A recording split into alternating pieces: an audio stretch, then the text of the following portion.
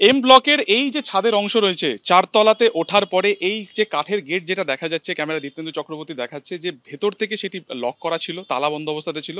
এই কাঠের গেটকে কোনোভাবে ভেঙে এই যে দুষ্কৃতী রয়েছে, যে দুষ্কৃতী পুলিশের হাত থেকে পালানোর চেষ্টা করছিল, সরাসরি একটি ফ্ল্যাটের ভেতর থেকে, গ্রাউন্ড ফ্লোরে ভাওয়ার পরিবারের ফ্ল্যাটের ভেতর থেকে সে ছাদে চলে আসে এবং ছাদে সেই সময় গেট বন্ধ ছিল।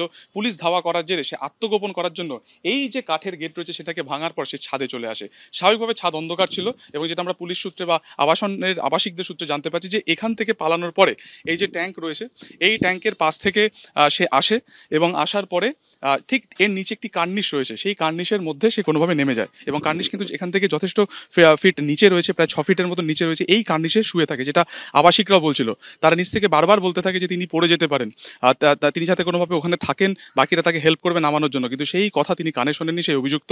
এবং এখান থেকে সেই আবাসিক বলছেন যে এখান থেকে কোনোভাবে সে ছাদের দিকে অংশে চলে আসে এবং ছাদের দিকে অংশে আসার পরে এই যে পাশের যে এল ব্লক রয়েছে, কারণ এখানকার ছাদের প্যাটার্নগুলো সবই কিন্তু একে অপরের সাথে যুক্ত রয়েছে, ঠিক এখানে যাওয়ার পরে ওই যে পাইপ দেখা যাচ্ছে সামনে, সেই পাইপ ধরে সে একেবারে সোজা নিচে নেমে আসে।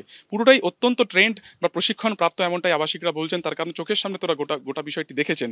পড়ে যেতে পারেন সেই আশঙ্কা তাদের ছিল, কিন্তু যেভাবে সে এই কার্নিশ থেকে প্রায় 6 ফুটের উপরে উঠে আসে, এরকম একটি বড় পাঁচিলের অংশ সে টপকে ভেতরে আসে, এগুলোকে টপকে সে পাইপ লাইনে যায় এবং পাইপ লাইন থেকে সোজা আসে চারতলা থেকে নিচে গ্রাউন্ড ফ্লোরে নেমে আসে। ফলত গোটা বিষয়টি তারা সামনে থেকে দেখেছেন। তারা বলছেন যে একেবারে প্রশিক্ষণ প্রাপ্ত ছিল এই এই এই অভিযুক্ত ব্যক্তি বা এই অভিযুক্ত দুষ্কৃতী। এবং এরপরই সে যখন আবাসন থেকে পালিয়ে 500 মিটার দূরে বেঙ্গল টেনিস ক্লাবের সামনে বা একাডেমির সামনে সে যখন যায়, তখন তাকে পাকড়াও করা হয়।